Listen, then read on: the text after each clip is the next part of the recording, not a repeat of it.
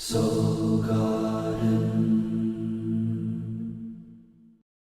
of the problems with love is we don't know ourselves well enough to know who we want. Introducing Secrets of Birthdays, the Love and Lust Report. You send us your date of birth, we send you a custom video, and we'll talk all about you. The kind of charisma you have, your personality, are you funny, not funny? What's a perfect romance? What's a perfect wedding? What's a perfect home? And what not to do with you. Find out the secret to your heart at secretsofbirthdays.com. End all the uncertainty. Order one now.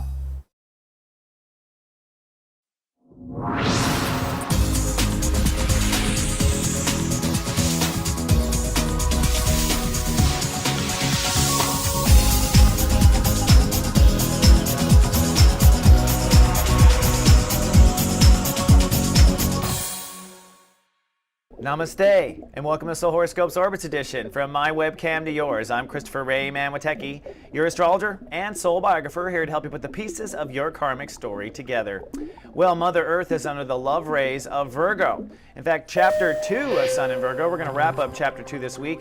We're working on reality, the IB state of awareness, and we're going to transform our reality this week and become proficient at what we do. By the end of the week, we will step into what I call Master Shui, where we rule our lives literally from our passion.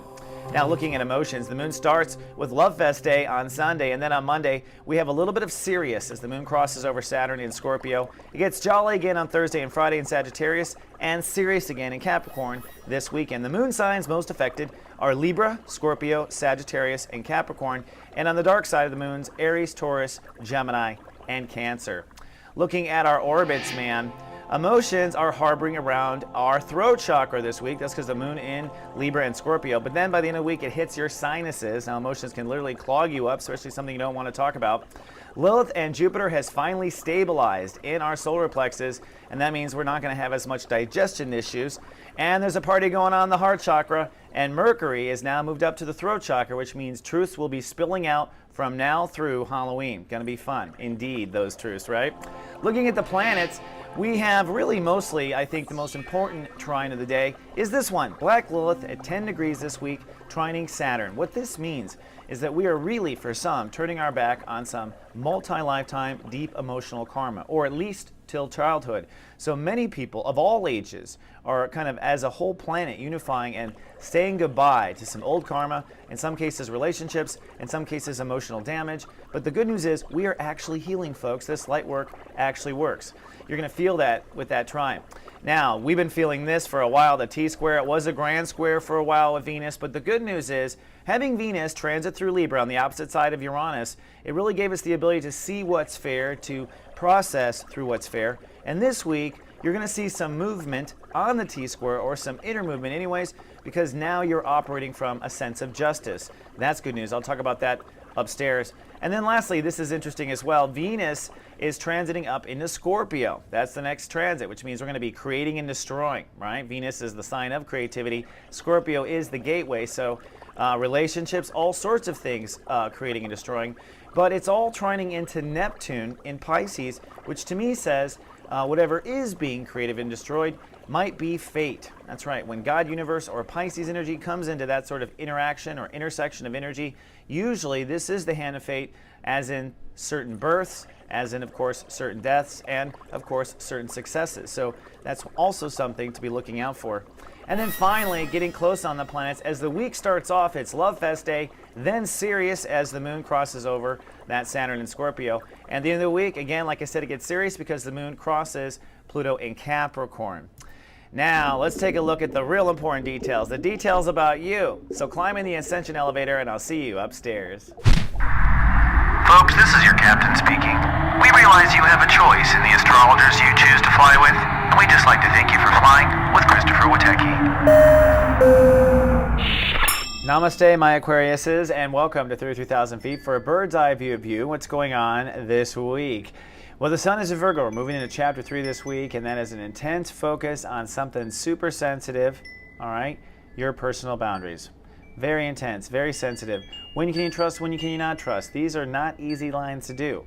And this is why you're so freaky in the sheets, by the way. You're like a Virgo, very picky about particular details. Up until now, you've been letting go of trust issues, letting go of things that hold you or refrain you from being able to trust yourself. And this might be avoidance, this might be fear of intimacy, all sorts of stuff. But moving on this week, you're going to now begin to step into being able to trust and protect yourself and alchemize your life into something new. Other stories, Saturn in Scorpio. It's now time to really be strong with personal limits, all right? These are limits with Saturn and Scorpio. You've been working on it. You know the topic, career, all right? Your emotional personal limits with career has been a long topic since the fall of last year. But now it's time to be strong. Do not waver back into the old decisions, the old policy, or go back to the old employer. Stay strong for yourself. You're also becoming very sensitive in the moment. Jupiter in Cancer is expanding your emotional awareness, period. You're more sensitive body, more sensitive at work, more sensitive with traffic, okay? But the good news is the old lifestyle is dead. If you broke out of a factory, you will never be a factory worker again. And if you healed yourself from a major ailment, the astrology says you should not be light casting that again. And then lastly, a real struggle for strength. Uranus in Aries. This is for a strength of mind. Keeping your mind and intellect in integrity, not letting yourself fall into old self-defeating thought processes. And this, of course, might rock your world when it comes to faith versus reality, because this is the T-square, you innovating thought. So these are all the stories going on for the innovators of the zodiac. This week, we move from Chapter 2 to Chapter 3. That's moving out of the issues of security, trust, and privacy to alchemy, the ability to take part of your life, being able to remain flexible and do business with the universe and change your life, alchemize it. That's turning anything in your life into gold, right? Now, the Sun in Virgo is going to move from step 16 to step 22 this week. That means you're going to go from feeling out what you can trust to taking a gamble, investing in emotionally. So you might find yourself at emotional risk. Your thoughts will be less paranoid by the end of the week when Mercury moves into Libra. Now, Jupiter in Cancer is showing that you're expanding that trust in the moment and expanding your sensitivity in the moment. You're going to find final peace at work or in your lifestyle this week and begin to intuit what's next, how to make it better. Black Loth at step 10 says, love and trust. The old life is dead. Thank Goddess for that. And then lastly, Saturn in Scorpio. This is where you must be very strong with yourself about not going back into the old decision-making policies or the old career or take the old job back. Ask your guides if you should do or not do something or before every decision. And by the end of the week, you're going to be making a decision to maybe change career, maybe change the direction of where things are going. And maybe this is affirming it for you right now. Now, last week, the big headline was that new moon, Lycaste, with the sun and moon conjuncted in Virgo, might have made you very paranoid, might have a breakdown of total trust. I had Aquarius clients literally booking readings and getting read the next day because they were kind of freaking out. But it all worked out, and that was what it was intending to do. Hopefully the light bulb went off around Friday about why you can or can't trust yourself or where it is you have to alchemize yourself. And hopefully through the weekend, it was probably more joyful.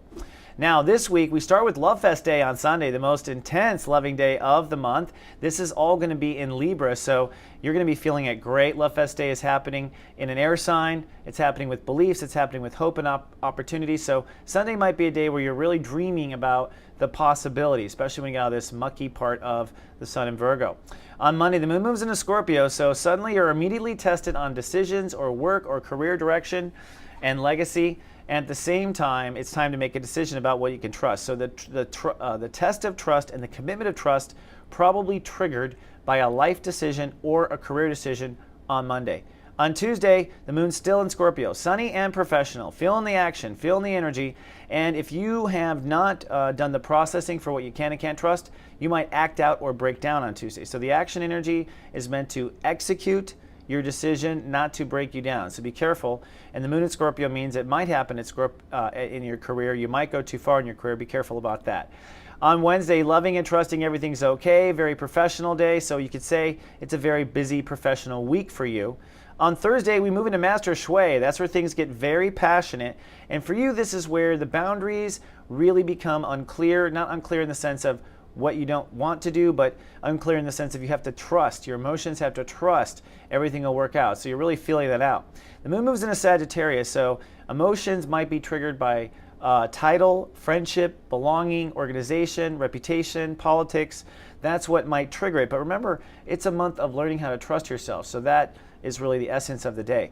Friday, things feel a lot better. That's because Jupiter rules the day, and the moon in Sagittarius makes you feel very social in a good way. So sunny and social with a chance of chatty on Friday.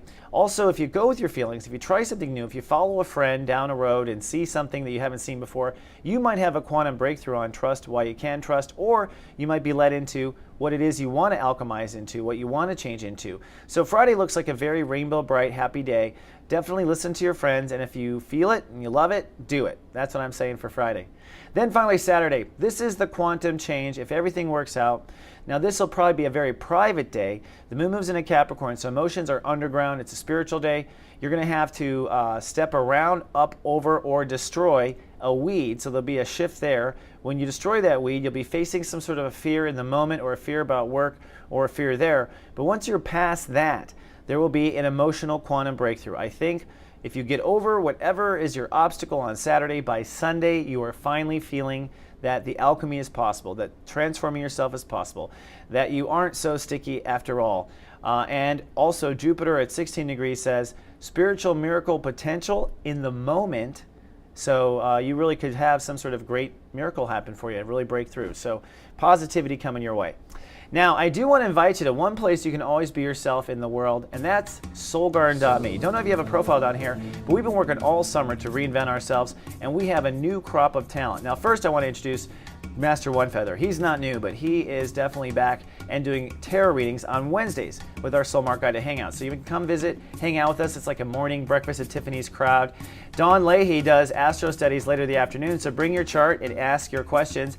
Then I do practical wizardry Wednesday afternoon, teaching magic in the moment. And then Dr. Matt Turner has his show where he is doing psychic channeling and asking questions. And all of this is at soulmart.me. Now, Fridays, another big day for us. We have Melody Ann helping you step in your voice. She's fantastic. The new Zen Shoemaker. She's a master Taurus. She's super wise, and she's live in the afternoon answering your questions. You can email her, and she will answer your question, by the way. And then lastly, Astro Gossip is back with 4 young astrologers taking the gossip headlines and interpreting it with astrology. All of this happens in the new beautiful Witecki Theater. If you don't know, I want to take a look at this. Check that out. Isn't that beautiful? This is where we chat and hang out together. So I invented this and created this myself, and that's what I was doing. soulgarden.me. Come on down. So have a good week. All right? Innovate yourself. Don't be afraid of the dark. You're an Aquarius. You're always one step ahead. You just got to apply that knowledge in the now, and don't be attached to details you can't control. All right, I'll see you in 7 days. Namaste, and live, love, be.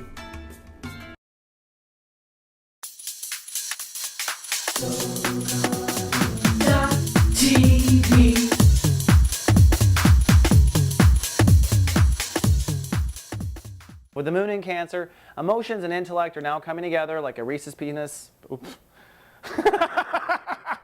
Reese's penis.